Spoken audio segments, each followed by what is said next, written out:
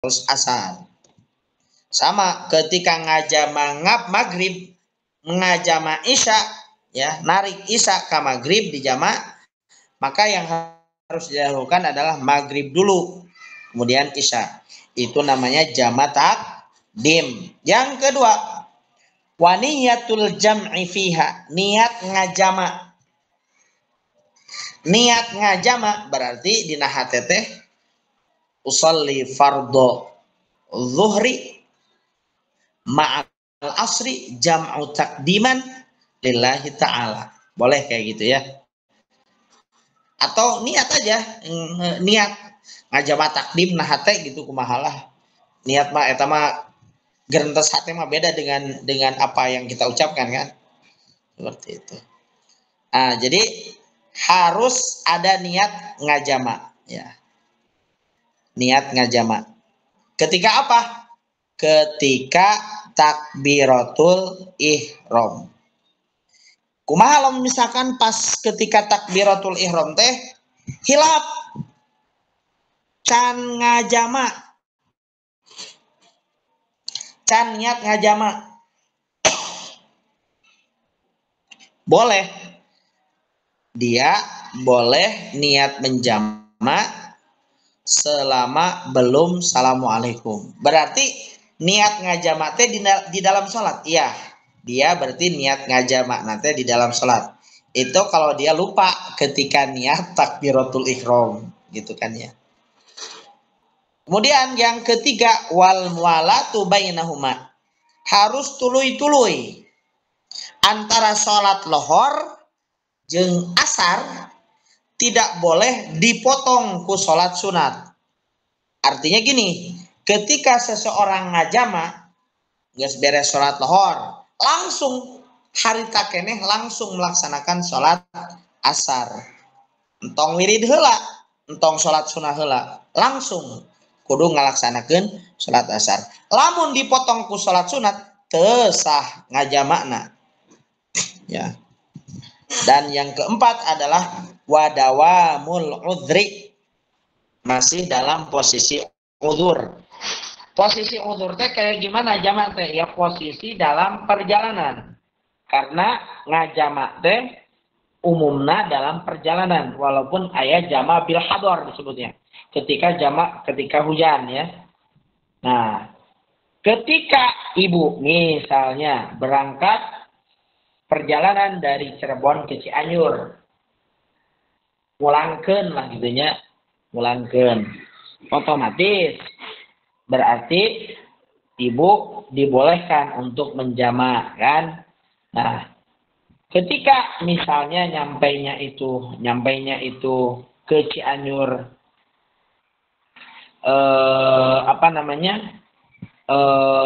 zuhur ya, zuhur, nyampainya itu zuhur.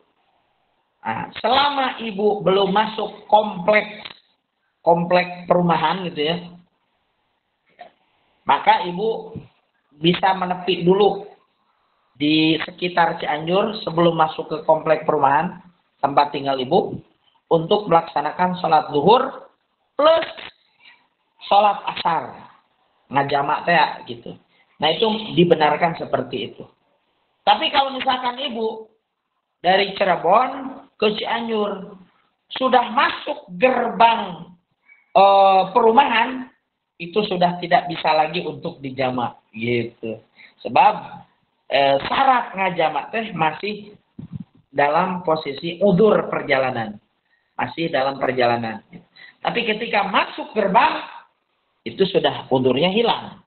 Alias dia tidak bisa lagi ngejamak. Apalagi ngejamak di rumah, nggak bisa tuh.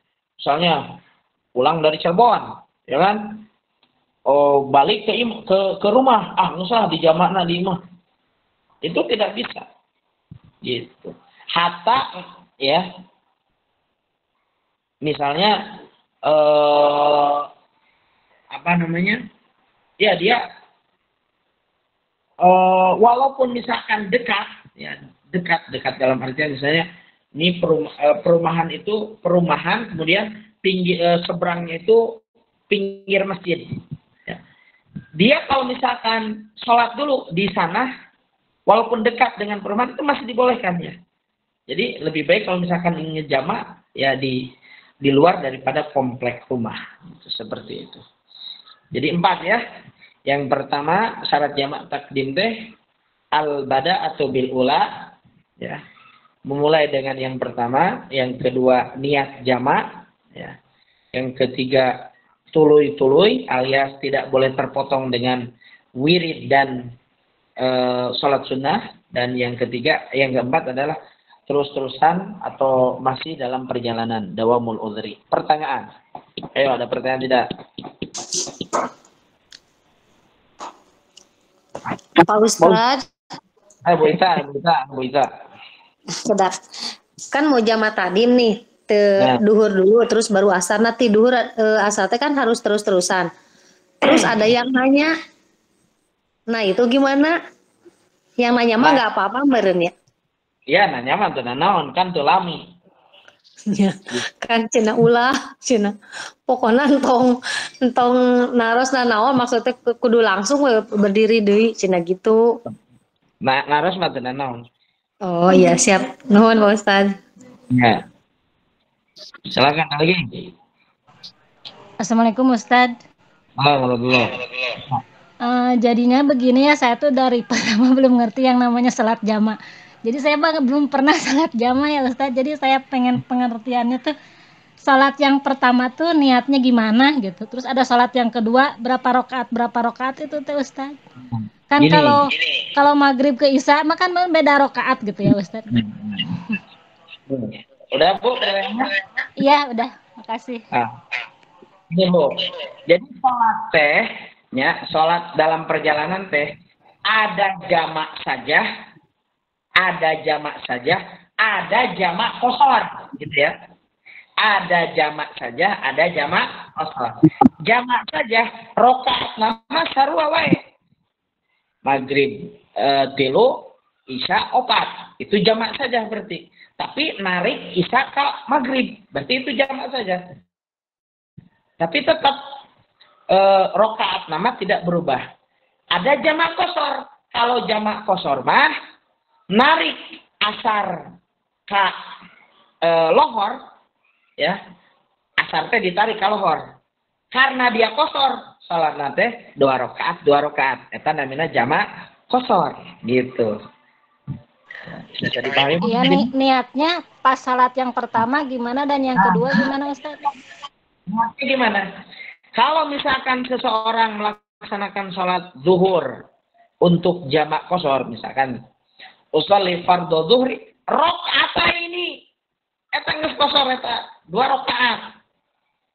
Rakaat ini ya jam'at takdiman ma'al asri lillahi ta'ala. Gitu. Jadi kan niat dina hate, lamun dina hate mah berarti kan karteg hate meureun mah nya teu ieu. Pokona niat niat ngajama asar ka zuhur 2 rakaat lillahi ta'ala gitu arti. Seperti itu. Gitu Bu? Demikian ya. Tapi kalau maghrib mah nggak bisa dikosor kali ya ke isya gitu ya Ustaz?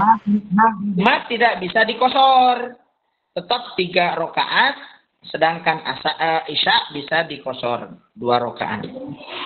Itu pun untuk kosornya ada syaratnya.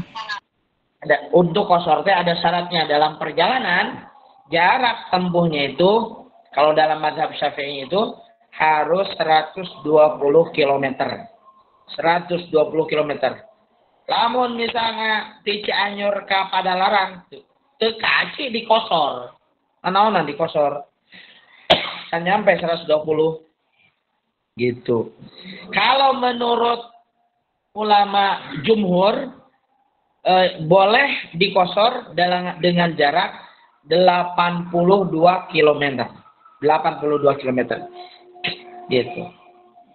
Gitu, Bu. Ya Ustaz, makasih Ustaz. Pak Ustaz. Ustaz, kalau misalnya sama takdim dilakukan sebelum kita bepergian bisa? Di rumah maksudnya dikerjakannya? Tiasa, Bu. Enggak perlu di perjalanan tetap. Gini. ibu mau melakukan perjalanan misalnya ya.